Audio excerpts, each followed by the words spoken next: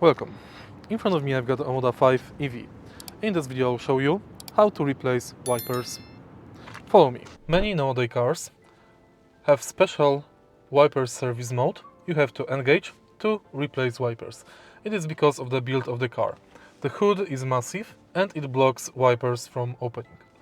To activate wiper service mode in OMODA 5 EV, follow this procedure. Firstly, start the car. Next, swipe down and power off the car.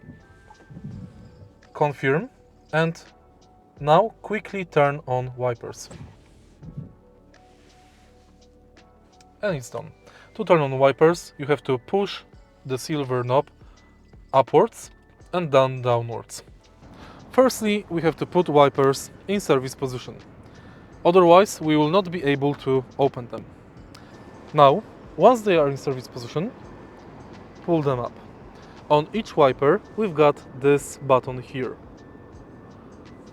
Push it, and now you can push the wiper up. Now, you can replace the rubber,